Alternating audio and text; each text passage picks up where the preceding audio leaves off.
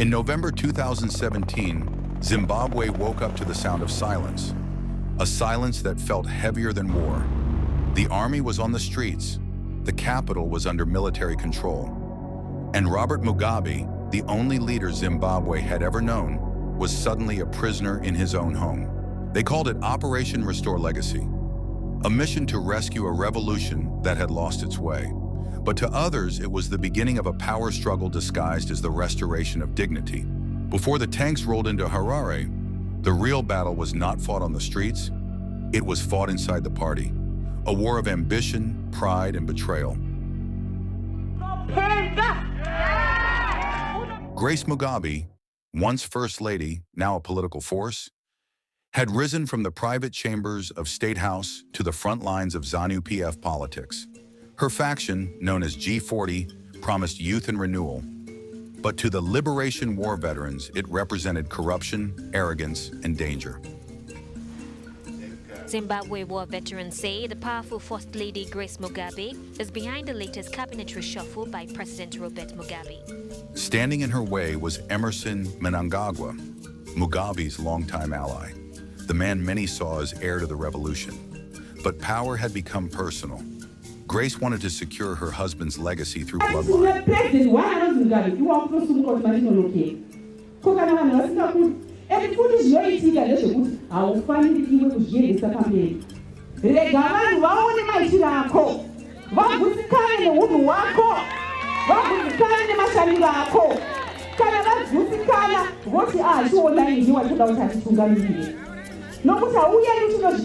While Mugabe, now old, frail, and isolated, believed she could protect what he had built.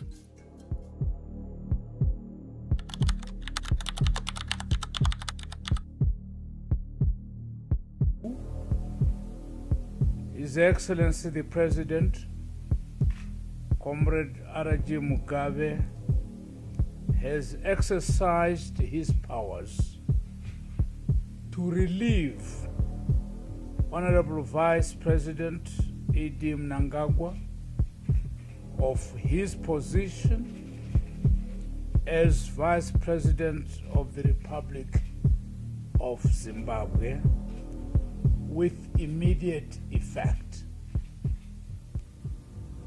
It had become evident that his conduct in the discharge of his duties had become inconsistent with his official responsibilities. The Vice President has consistently and persistently exhibited traits of disloyalty, disrespect, deceitfulness, and unreliability. He has also demonstrated legal probity in the execution of his duties. Accusing him of being disloyal, disrespectful, and deceitful. But behind those words was a deeper strategy, a calculated move to clear the path for Grace Mugabe, the First Lady, to rise into the vice presidency, and eventually to become Zimbabwe's first female president. Sensing danger, Mnangagwa vanished from the public eye. His security team was withdrawn, his allies were hunted, and whispers of an impending arrest grew louder by the hour. Under the cover of darkness, he fled.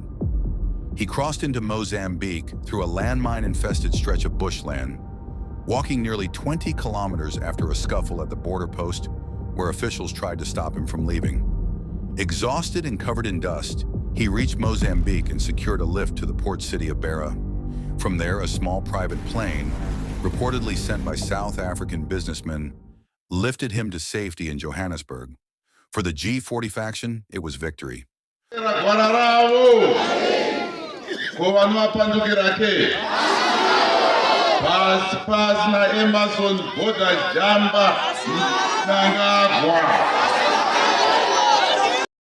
For the military, it was war. The reality that there is instability in ZANU-PF today, and as a result, anxiety in the country at large.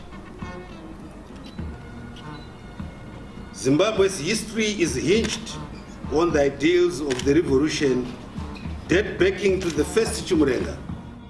The generals loyal to Mnangagwa saw the purge as the ultimate betrayal. The revolution was being hijacked by a woman they believed had no place in the liberation legacy. To them, Mugabe had crossed the red line. And in the shadows, Operation Restore Legacy was born. What began as a family feud soon became a national turning point. The army prepared to move, not just to remove Grace, but to restore the legacy they believed was being stolen before their eyes. What followed was a masterclass in political theater. The army stepped before national television cameras, not as men with guns, but as messengers of the people. His Excellency, the President of the Republic of Zimbabwe and Commander-in-Chief of the Zimbabwe Defense Forces, Comrade R.G. Mugabe, and his family are safe and sound, and their security is guaranteed. We are only targeting criminals around him who are committing crimes that are causing social and economic suffering in the country in order to bring them to justice. They spoke of corruption, poverty, and the suffering of ordinary Zimbabweans, painting themselves as saviors of a nation betrayed by its leaders. It was a calculated move to win hearts before taking power. By presenting their mission as a people's cause, the military gained the moral shield they needed. Behind the scenes, strategists knew the optics had to be perfect. This was not to be called a coup. It had to look like a revolution born from the will of the masses. Amid the euphoria, the opposition, MDC-T, led by Morgan Tsvangirai, saw a rare window of hope. For years, they had demanded electoral reform, transparency, and a democratic transition. Now, as Mugabe's grip weakened, they believed real change might finally be possible. Be a negotiated, all-inclusive transitional mechanism. I'm emphasizing transitional mechanism. And that the purpose and essence and nature and character of that mechanism be agreed upon by all national stakeholders. That they be... Harisiro kuti Mugabe aende as a person. Nyaya iri pano ndeyekuti ivo vacho tiri kukamira kuti ngaaende. What are we going to do for the people of Zimbabwe? And isusu tiri kuti isusu tiri kuda process yatinobvumirana tese kuti chokutanga vamatema danda tinoda kuvaka a different Zimbabwe. Tinoda kuvaka a democratic Zimbabwe. Now, a democratic Zimbabwe is not going to be built by another undemocratic process. Now, continuation of ZANU-PF policies and the ZANU-PF's character and culture must end. Yeah, the violence, yeah, the human rights abuses, yeah, the violation of the constitution must stop. Toda kuti gare pasi vamatema danda tivake Zimbabwe imwe chete. Inini, I want to sit down and build from the beginning. My steps kuti chokutanga, let's have a free and a fair election. Their intentions were clear: to end Mugabe's rule through legitimate means. But the tide was already moving in another direction. The military's script was in motion, and the opposition's democratic call became part of a larger story, one that was never truly theirs to control. Meanwhile, the war veterans, once Mugabe's loyal enforcers, had switched allegiance to the Lacoste faction, rallying behind Emmerson Mnangagwa. Their presence gave the operation historical legitimacy, a bridge between the Liberation War and the so-called restoration of legacy. Operation Restore Legacy was not a spontaneous uprising. It was a carefully orchestrated performance, where the army, opposition, and war veterans each played their role.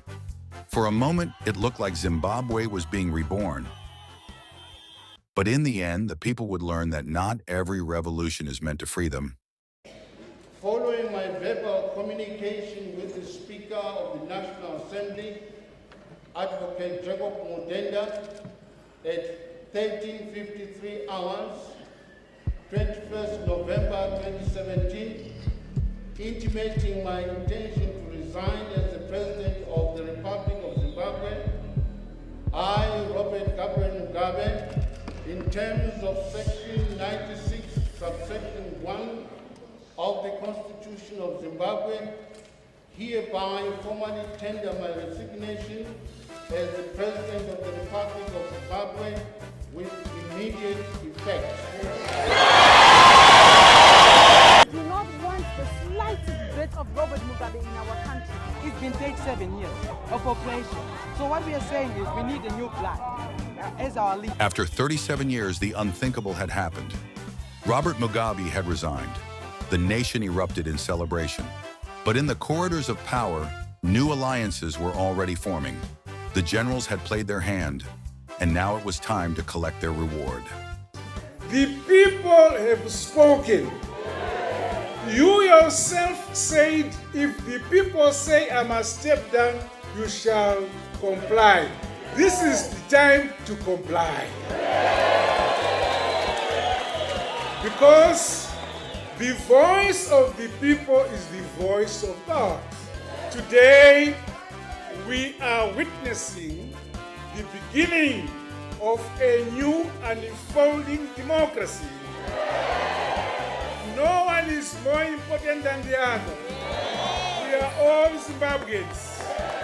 We want to grow our economy. We want peace in our country. We want jobs in our country. He returned from exile as a hero, hailed as the man who ended Mugabe's reign. But beneath the slogans and celebrations, the foundations of another system were being laid. Different faces, same architecture, the illusion of change. Years later, the promise of unity gave way to another storm. Old friends became silent rivals. The alliance that brought down Mugabe began to crumble from within.